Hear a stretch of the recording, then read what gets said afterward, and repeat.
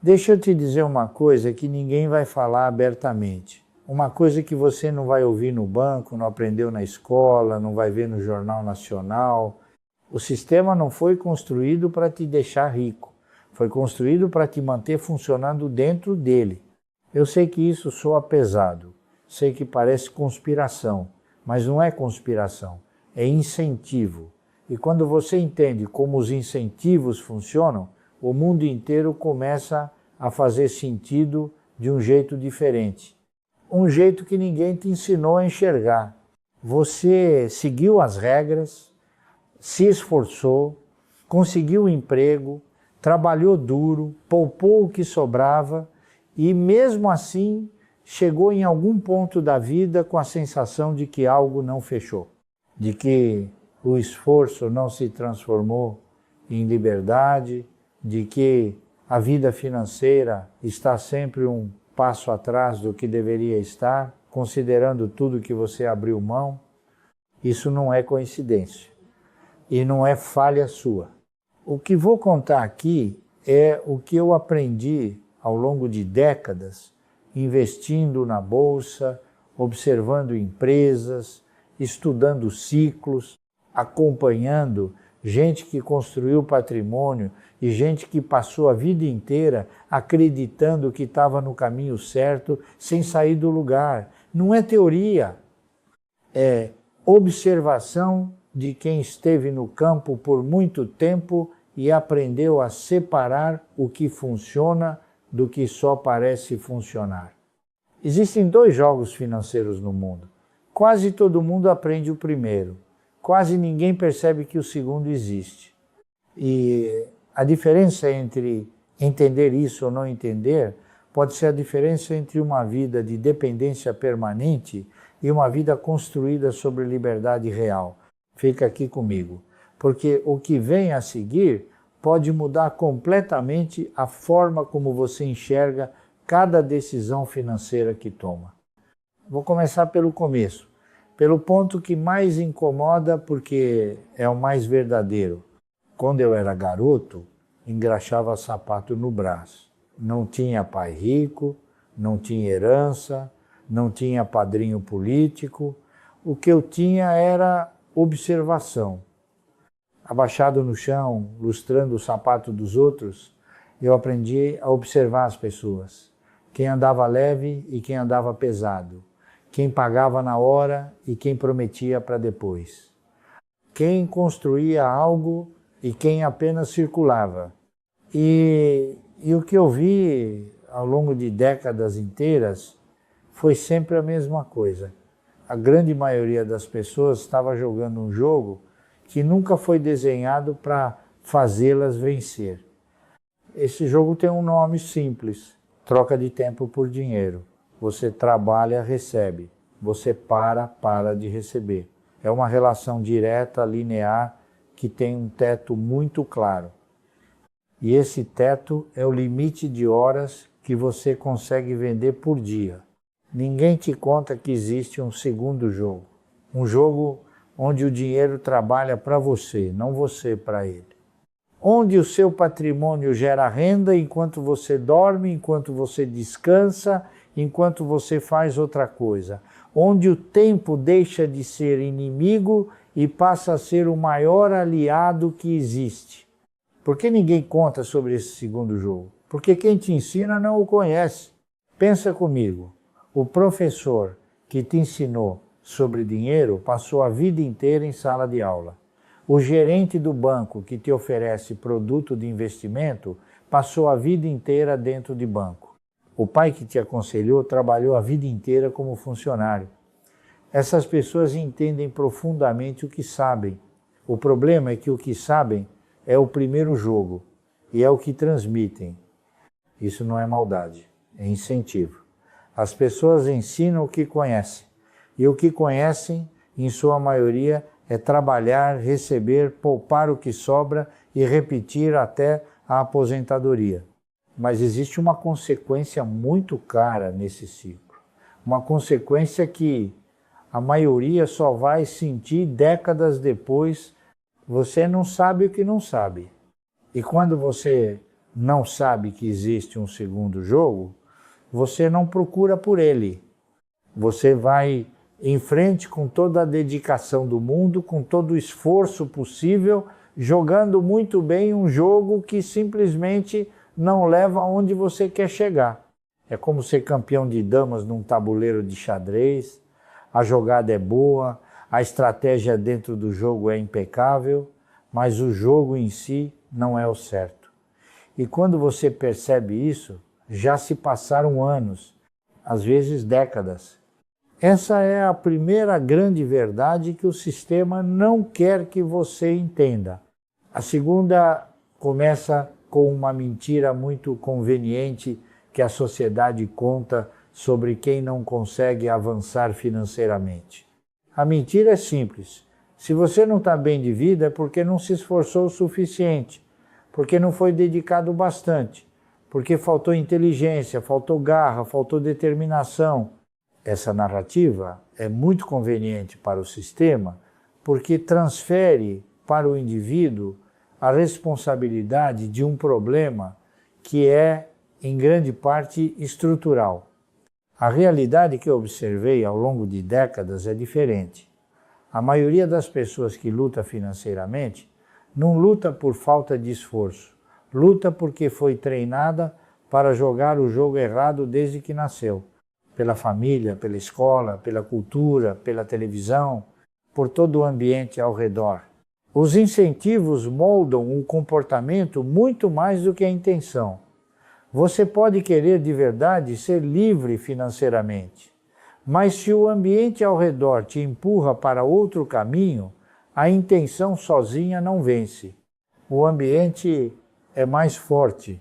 Pensa numa criança que cresce num lar onde o pai sai todo dia às 6 da manhã e volta às 6 da noite, onde o padrão visível é acordar cedo, trabalhar o dia inteiro, chegar em casa cansado, descansar e repetir.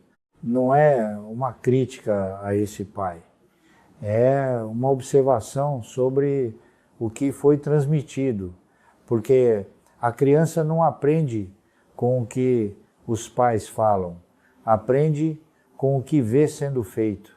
Se o único modelo financeiro que você teve foi esse, por que você buscaria um caminho diferente? Ninguém nasce sabendo que existe outra forma. Você não pode procurar algo que nunca foi mostrado para você. E é aqui que a escola deveria entrar. Deveria, mas não entra. O sistema educacional foi construído com um propósito muito claro: formar bons funcionários. Pessoas que chegam no horário certo, seguem as regras, não questionam, entregam o que foi pedido e continuam nesse ciclo por décadas. Isso não é julgamento, é observação histórica sobre o que a escola foi desenhada para fazer. Dentro desse sistema, o que é ensinado sobre dinheiro?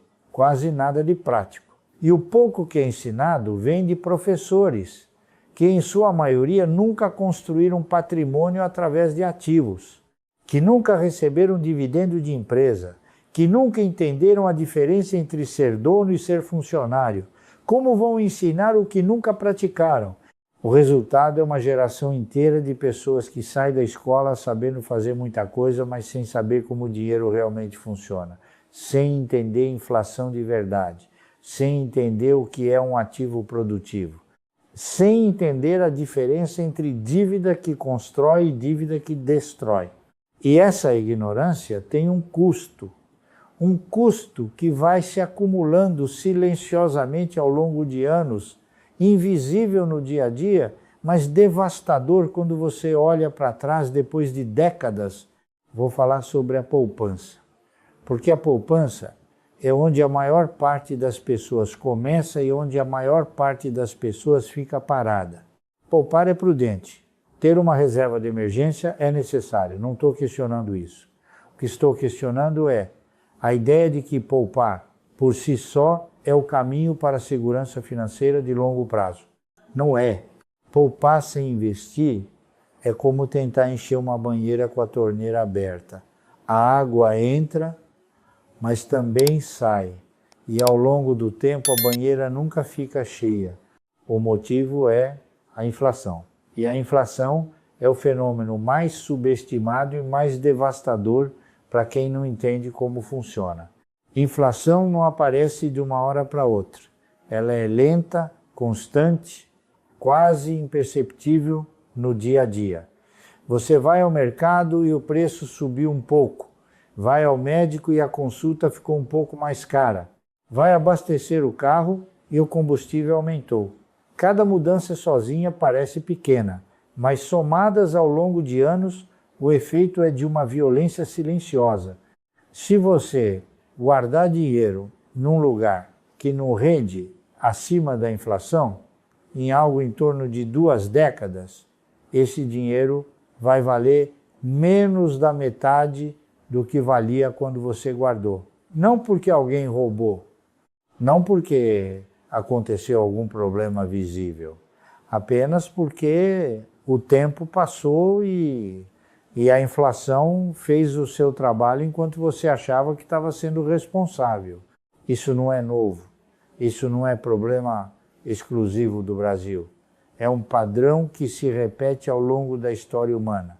Nenhuma moeda, em nenhum período da história, manteve seu valor para sempre.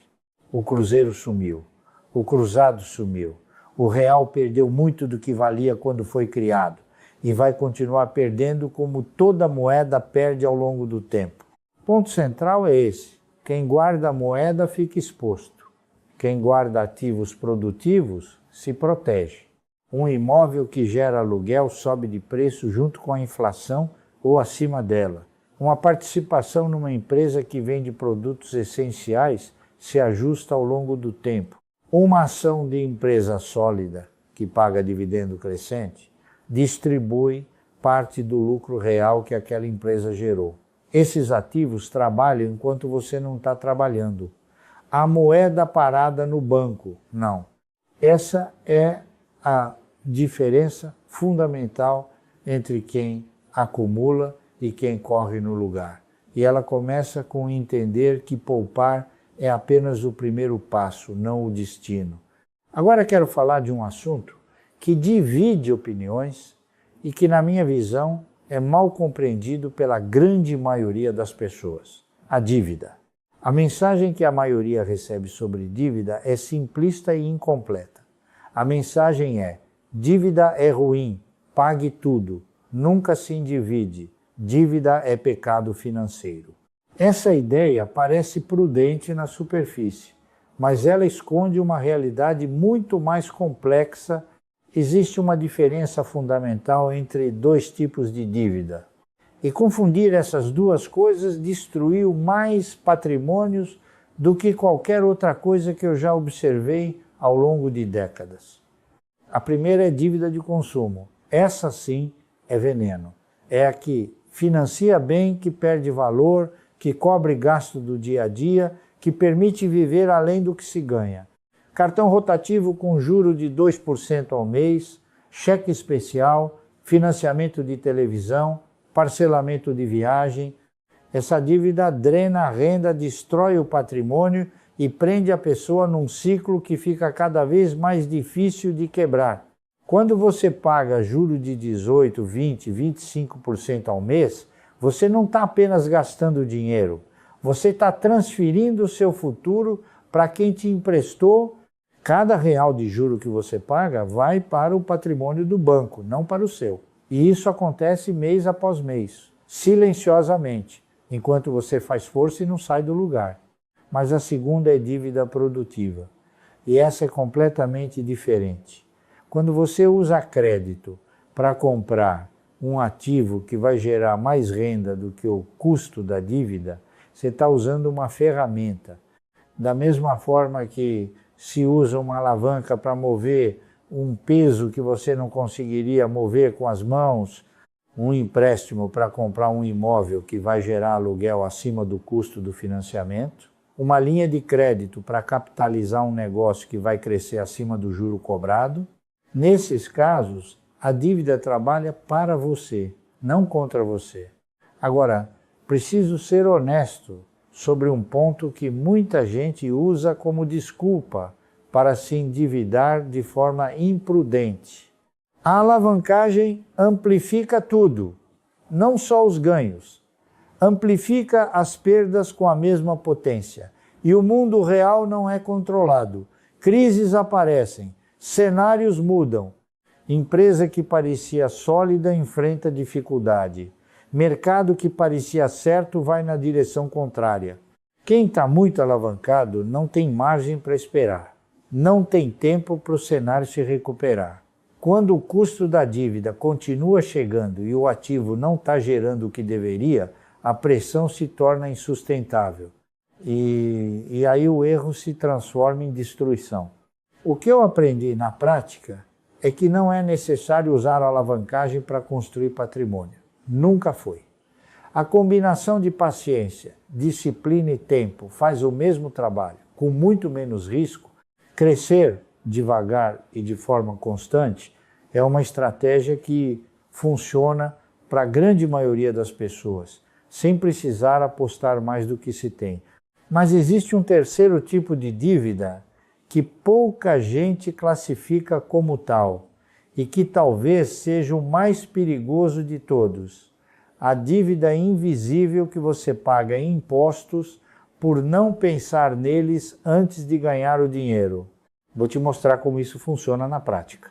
Imagine dois investidores com o mesmo capital, aplicando no mesmo ativo, pelo mesmo período de tempo. A única diferença é a estrutura tributária de cada um. Um paga imposto todo ano sobre os rendimentos. O outro paga apenas no momento em que resgata, décadas depois.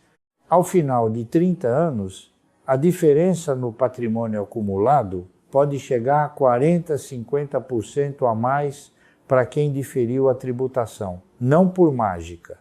Porque enquanto o primeiro estava pagando imposto e reduzindo o capital que gera juros, o segundo estava deixando o capital inteiro trabalhando, incluindo a parte que eventualmente vai ser imposto, mas que ainda estava gerando retorno.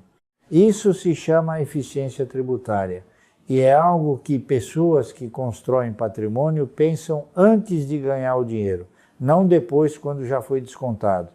No Brasil, essa diferença é ainda mais relevante porque as regras existem. Ações negociadas em bolsa têm isenção para a venda de até R$20 mil por mês para pessoas físicas. Dividendos de ações chegam isentos de imposto de renda. Reinvestir em vez de sacar tem impacto diferente ao longo do tempo. Prejuízo passado pode compensar ganho futuro e pouquíssimas pessoas usam isso. Entender as regras do jogo e jogar dentro delas de forma inteligente não é esquema. É o mínimo que qualquer pessoa que leva o próprio dinheiro a sério deveria fazer. O que você retém do que ganha importa muito mais do que o quanto você ganha. Já vi gente com salário de 10, 15, 20 mil reais por mês, chegando ao final do mês com quase nada. Não porque gastaram mal em coisas grandes e visíveis, mas porque a erosão foi silenciosa. Imposto mal planejado, juro de dívida de consumo, custo de produto financeiro com taxa alta, gasto compulsivo de rotina. No final do ano, o número que entrou foi grande. O que ficou foi pequeno. E o que ficou não foi suficiente para construir nada. Quero falar agora sobre o diploma, porque existe uma confusão enorme sobre o que ele representa e o que ele não representa. Um diploma universitário sinaliza coisas muito concretas, que você teve disciplina para aparecer durante anos, que seguiu um currículo definido por outros, que foi capaz de cumprir as exigências de uma instituição. Isso não é pouco. Mas existe uma coisa que o diploma não sinaliza, que você sabe pensar de forma independente sobre problemas complexos. Construir patrimônio exige um tipo de pensamento que a escola, na maioria das vezes, não treina. Não porque a escola é má, porque ela foi desenhada para outro propósito. O tipo de pensamento que constrói riqueza, exige conectar informações de áreas completamente diferentes ao mesmo tempo, entender um pouco de economia, entender como o comportamento humano funciona sob pressão, entender matemática suficiente para não se enganar com o número, entender história suficiente para reconhecer quando um padrão está se repetindo. Quando você consegue integrar esses campos, você começa a ver coisas que são invisíveis para quem pensa dentro de apenas uma disciplina. Você entende por que uma crise que parece nova, na verdade já aconteceu antes. Você entende por que o mercado está em euforia quando deveria estar prudente. Você consegue separar o que é ruído do que é sinal. A escola treina especialistas, pessoas que sabem muito de uma coisa, e especialistas são valiosos, mas riqueza raramente é construída por especialistas isolados. É construída por pessoas que conseguem enxergar o quadro inteiro, que conseguem conectar o que parece não ter conexão e que tomam decisões com base em perspectiva ampla, não em uma única lente. Tem um efeito muito perigoso em ser especialista demais numa única área. A pessoa começa a ver todo o problema como se fosse o problema que ela conhece. O especialista em mercado financeiro vê tudo como problema de mercado financeiro. O especialista em imóvel vê todo investimento através do imóvel. O especialista em tecnologia vê toda solução como solução tecnológica. Mas o mundo é mais complexo do que qualquer especialidade. E as melhores decisões financeiras que tomei ao longo da vida vieram exatamente de momentos em que consegui enxergar além da minha área mais imediata. Agora quero falar de algo que vai na contramão de tudo que a cultura do sucesso vende. A maioria das grandes fortunas não foi construída por genialidade, foi construída por consistência. Isso é contraintuitivo, porque a mídia adora uma história de brilhantismo, a jogada genial que transformou nada em tudo, o investimento certeiro que multiplicou o capital em meses, o empreendedor que teve a ideia certa na hora certa. Essas histórias existem, mas são exceções tão raras que estatisticamente são irrelevantes como modelo a seguir. O que funciona de forma confiável, o que eu vi funcionar repetidamente ao longo de décadas, é muito mais simples e muito menos glamouroso. Evitar os erros óbvios, não alavancagem excessiva, não seguir modismo, não reagir emocionalmente quando o mercado oscila, manter um plano simples ao longo de muitos anos sem desviar. Essa combinação vence a genialidade ocasional em quase todos os casos, porque a genialidade é intermitente, a consistência é diária. Há algo que aprendi sobre erros que muda a forma como você os enxerga. Erros são inevitáveis. Não existe trajetória de construção de patrimônio sem erro. Eu errei. Todo mundo que conheço que construiu algo, errou também. A questão nunca foi eliminar o erro. A questão foi o que fazer depois dele. Quem analisa o erro, aprende com ele e não repete. Quem ignora o erro, vai repeti-lo com capital maior na próxima rodada. Mas tem um tipo de erro que machuca mais do que qualquer outro e que quase nunca é contado. É o erro da oportunidade não aproveitada. Um erro visível, como perder dinheiro numa aplicação ruim, dói na hora. Mas você vê, você sente, você processa, você aprende. Uma oportunidade que você não enxergou porque não estava preparado para enxergar é um erro silencioso. Não dói de imediato porque você não sabe o que perdeu. Mas ao longo do tempo, esses erros silenciosos custam mais do que todos os erros visíveis juntos. Foi por isso que passei décadas estudando empresas, lendo balanços, entendendo setores, não só para saber o que comprar, para saber reconhecer uma oportunidade quando ela aparecia, porque ela não avisa com placa de neon. Ela parece discreta, muitas vezes disfarçada de problema ou de crise, e só quem estava estudando o suficiente conseguia enxergar. Quero agora falar de um conceito que parece simples, mas tem um poder enorme quando você começa a aplicar. Existe uma pergunta que inverte a lógica de como a maioria das pessoas pensa sobre dinheiro. Em vez de perguntar o que fazer para ficar rico, pergunta: o que garante que alguém vai ficar pobre? E depois evita isso com toda a disciplina possível. Gastar mais do que ganha, usar dívida para consumo, depender de uma única fonte de renda, reagir emocionalmente quando o mercado oscila, seguir o que a maioria está fazendo sem entender o porquê, buscar atalho quando o único caminho real é o longo. Esses comportamentos juntos formam um caminho quase sem saída para a estagnação financeira. E a maioria das pessoas pratica pelo menos 2 ou 3 deles sem perceber, porque são o padrão do ambiente ao redor. Inverter a pergunta ilumina o caminho pelo contrário. Se esses comportamentos garantem pobreza, então evitá-los sistematicamente é o primeiro passo para um caminho diferente. Não é fórmula mágica, é racionalidade aplicada ao que destrói patrimônio antes de pensar no que constrói. Agora quero falar sobre paciência, porque a paciência é onde o jogo é ganho ou perdido, e o mundo moderno faz de tudo para destruir a sua. Grandes patrimônios não foram construídos por pessoas que tiveram uma semana extraordinária no mercado. Foram construídos por pessoas que tomaram poucas decisões certas e depois ficaram paradas enquanto o tempo fazia o trabalho.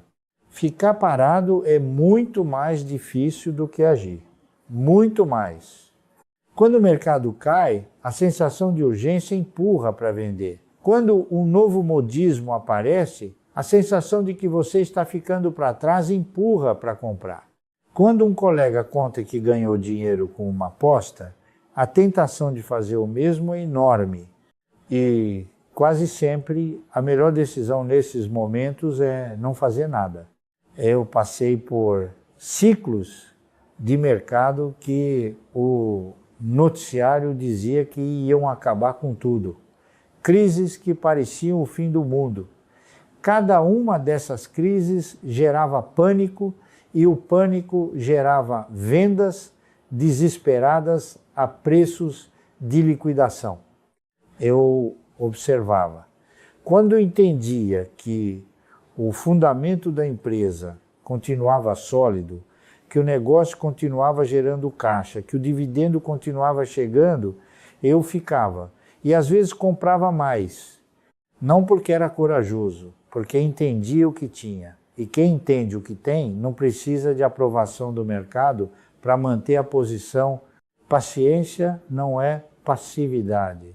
É uma estratégia ativa de resistir ao impulso de agir no momento errado. É uma decisão consciente de não deixar o medo ou a ganância do curto prazo destruir o que foi construído com método e tempo. Existe um teste simples que eu sempre apliquei antes de tomar qualquer decisão de investimento.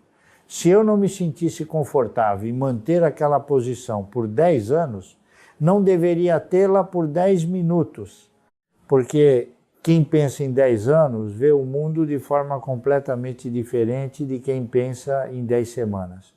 Para quem pensa em 10 semanas, qualquer oscilação é uma tragédia ou uma euforia. Para quem pensa em 10 anos, oscilação é apenas ruído numa trajetória longa. A maioria das pessoas não perde dinheiro porque escolheu ativos ruins. Perde porque não resistiu tempo suficiente. No momento mais difícil, quando a pressão era maior, saiu antes de ver o resultado e transformou o que poderia ser uma decisão extraordinária numa perda ordinária. Isso me leva a outro ponto que está profundamente conectado com a paciência. O círculo de competência. Cada pessoa tem uma área onde entende de verdade o que está acontecendo. onde consegue avaliar com mais clareza do que a maioria, onde os erros são menores porque o conhecimento é maior. O problema começa quando a pessoa começa a tomar decisões fora desse círculo, quando resolve entrar num negócio que não conhece porque um amigo disse que é boa ideia, quando investe num setor que nunca estudou porque o preço subiu e parece que está perdendo oportunidade, quando aplica capital em algo que não entende porque o noticiário estava cheio de entusiasmo sobre aquilo. É fora do círculo de competência que os maiores erros acontecem. Não os erros que custam dinheiro apenas, os erros que destroem o que foi construído ao longo de anos. Reconhecer onde você tem vantagem e não jogar os jogos onde não tem é uma das habilidades mais subestimadas na construção de patrimônio. Não é limitação, é inteligência. É saber que você não precisa participar de todas as oportunidades, só das que você consegue analisar com clareza suficiente para ter convicção. Convicção, no mundo dos investimentos, é rara e vale muito, porque convicção é o que te mantém na posição quando o mercado cai e todo mundo está saindo. E manter a posição no momento mais difícil é exatamente onde o maior retorno é construído. Sem convicção, você vende. E vendendo no fundo, você transforma a queda temporária em perda permanente. Convicção só existe quando você entendeu o suficiente para saber por que está ali. E entendimento suficiente só vem de estudar dentro do seu círculo de competência. Quero agora falar sobre o que riqueza de verdade significa, porque existe uma confusão enorme sobre isso que leva muita gente a perseguir a coisa errada. Quando a maioria das pessoas pensa em riqueza, imagina luxo, carro importado, apartamento grande num bairro caro, viagem internacional, roupa de marca, ostentação visível, que sinaliza para os outros que chegou lá. Eu aprendi desde cedo que isso não é riqueza, isso é aparência de riqueza. E a aparência de riqueza tem um custo enorme que a maioria não calcula. Ela consome exatamente o capital que deveria estar sendo transformado em patrimônio real. O que eu chamo de riqueza real é uma coisa só: independência. A capacidade de decidir como você vai usar o seu tempo sem precisar de permissão de ninguém. A capacidade de dizer não para uma situação que não faz sentido sem medo de perder tudo. A capacidade de atravessar uma crise sem que aquela crise destrua a sua estrutura. De ter uma emergência e encarar como inconveniência, não como catástrofe. Independência não é um nível de renda, é uma condição. E construir essa condição é o objetivo real por trás de qualquer planejamento financeiro que valha alguma coisa. Quando o patrimônio que construí ao longo de décadas passou a gerar mais renda do que meu salário precisava gerar, eu não senti que tinha ficado rico da forma que a maioria imagina. Senti que tinha ficado livre. Livre para continuar trabalhando porque gosto, não porque preciso. Livre para dizer não quando algo não está certo. Livre para seguir o meu método, mesmo quando todo mundo ao redor diz que estou errado. Essa liberdade não cai do céu. É construída tijolo por tijolo, com cada real guardado quando a tentação era gastar, com cada hora de estudo quando mais fácil era descansar, com cada decisão de não entrar no modismo quando o mercado estava em euforia, com cada vez que fiquei parado quando o impulso era agir. São esses pequenos momentos que ninguém vê, essas pequenas decisões que não rendem aplauso, não aparecem em nenhuma foto, não geram comentário, que constrói a diferença entre quem chega aos 60 anos com patrimônio e dignidade e quem chega dependendo de um benefício que pode não ser suficiente. Existe uma fórmula, não é segredo, não é complexa, é antiga. Gaste menos do que ganha. Invista a diferença em ativos que produzem valor. Minimize o que vai embora em forma de imposto e custo desnecessário. E espere. Isso é basicamente tudo. A execução consistente desses 4 pontos ao longo de décadas constrói patrimônio de forma que parece impossível no início e inevitável no final. O problema é que essa fórmula exige uma coisa que o mundo moderno está cada vez melhor em destruir: paciência, combinada com outra coisa que o ambiente ao redor não incentiva: viver com menos do que você poderia aparentar ter. O ambiente empurra para a gratificação imediata, para o parcelamento que parece não doer, para a comparação com quem está gastando mais. Para a sensação de que você está ficando para trás, se não está consumindo no mesmo ritmo que os outros. E é exatamente esse ambiente que mantém a maioria das pessoas no primeiro jogo para sempre. Sempre correndo, sempre trabalhando, nunca chegando na liberdade que o esforço deveria ter gerado.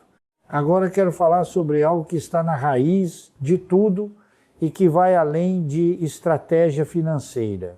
O brasileiro foi ensinado a consumir como forma de celebrar conquista. Comprou carro novo, conquista. Reformou a cozinha, conquista. Viajou para fora, conquista. Isso em si não é errado.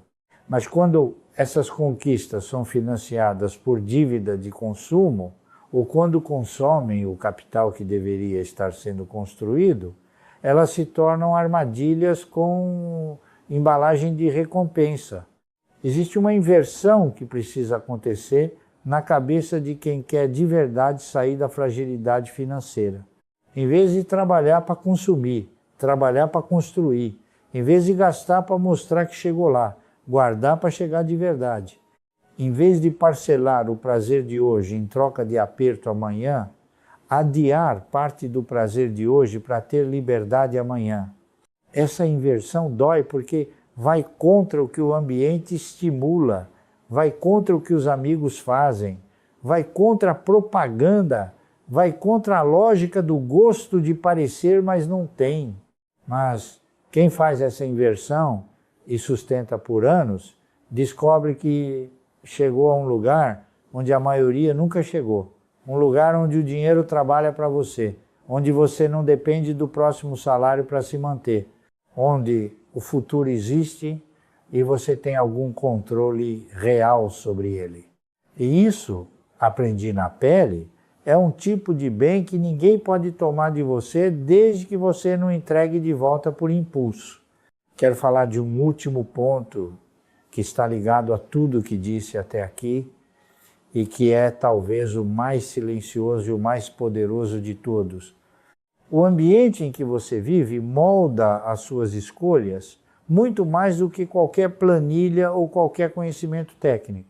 Se você está cercado de pessoas que normalizam dívida de consumo, que celebram gasto como se fosse conquista, que olham para você com estranheza quando você recusa um gasto desnecessário, você vai nadar contra essa correnteza todos os dias. E isso cansa. E o cansaço, ao longo do tempo, desgasta até a disciplina mais firme. Por isso, a mudança financeira precisa vir acompanhada de uma mudança no que você consome como referência. Não significa abandonar ninguém de forma dramática. Significa ser criterioso com quem e com o que influencia suas decisões. Significa buscar proximidade com quem está construindo o que você quer construir. Significa proteger o seu projeto de quem, mesmo sem querer, sabota. Gente com renda razoável que nunca construiu nada porque o círculo ao redor era inteiramente de consumo e aparência. Gente com renda modesta que construiu patrimônio real porque o ambiente ao redor respeitava disciplina e via sentido no longo prazo. O ser humano é profundamente influenciado pelo que está ao redor. Isso não é fraqueza, é natureza. Use essa natureza a seu favor. Aproxime-se de quem constrói. Leia sobre quem construiu. Passe mais tempo com quem respeita o futuro e menos tempo com quem vende o futuro por um fim de semana de aparência. Você não precisa conhecer pessoalmente alguém que já chegou onde você quer chegar. Você precisa absorver a mentalidade. Livros fazem isso. Histórias de quem percorreu o caminho antes de você fazem isso. E o contato com essas histórias, acumulado ao longo do tempo, vai mudando a forma como você pensa, a forma como você decide e, no final, a forma como você age. Existe uma verdade desconfortável que eu preciso dizer com clareza antes de terminar. Ninguém vai aparecer para te salvar. Não existe programa, não existe governo, não existe plano que vai transformar automaticamente a sua situação financeira. A educação financeira real, aquela que muda a trajetória de verdade, é uma responsabilidade que só você pode assumir. Tem que ser buscada, tem que ser praticada, tem que ser aplicada mesmo quando o ambiente ao redor diz que não vale a pena, mesmo quando os resultados ainda não aparecem, mesmo quando parece que todo mundo ao redor está indo mais rápido por um caminho mais fácil. Esse caminho mais fácil tem um destino, e o destino é a mesma fragilidade de sempre. O segundo jogo existe. Não é ensinado porque quem está posicionado para ensinar não o conhece, mas ele existe. E a diferença entre jogar o primeiro e o segundo pode ser a diferença entre uma vida inteira de dependência e uma vida construída sobre liberdade real. Aprender as regras verdadeiras do segundo jogo não exige talento especial, não exige herança. Não exige um momento perfeito que nunca vai chegar. Exige decisão, exige começo, exige consistência no tempo. Eu comecei engraxando o sapato no Brás, sem rede, sem apoio, sem capital inicial. O que tinha era a clareza de que não queria repetir o padrão que via ao redor e disposição para fazer diferente. Isso foi suficiente para começar. E o começo, por menor que seja, é o que separa quem constrói de quem apenas lamenta. A matemática do jogo longo é poderosa. Mais poderosa do que qualquer atalho que você vai encontrar por aí. Mas ela exige tempo para se mostrar. Os primeiros anos parecem lentos. O resultado parece desproporcional ao esforço. E é exatamente essa fase que elimina a maioria. Quem atravessa essa fase sem desviar, descobre que a curva vira, que o que era lento começa a se acelerar, que os dividendos que mal cobriam o almoço começam a cobrir um mês inteiro, que o patrimônio começa a gerar mais do que o salário, que a liberdade que parecia distante de repente está ali, construída real por real, decisão por decisão, ao longo de anos que pareciam não estar produzindo nada. Isso é o que os hábitos certos constroem ao longo do tempo.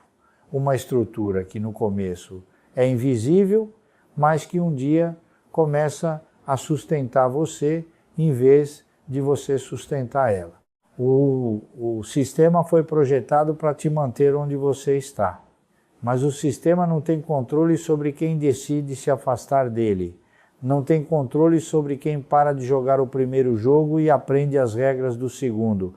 Não tem controle sobre quem decide que a liberdade importa mais do que a aparência, que o futuro importa mais do que o presente imediato, que o patrimônio real importa mais do que o patrimônio encenado. Essa decisão, como todas as decisões que realmente mudam uma trajetória, é individual e ela pode começar hoje com o que você tem, aonde você está, do jeito que você consegue agora. Porque a única diferença entre quem constrói e quem não constrói não é inteligência, não é oportunidade e definitivamente não é sorte. É o próximo passo que você decide dar agora.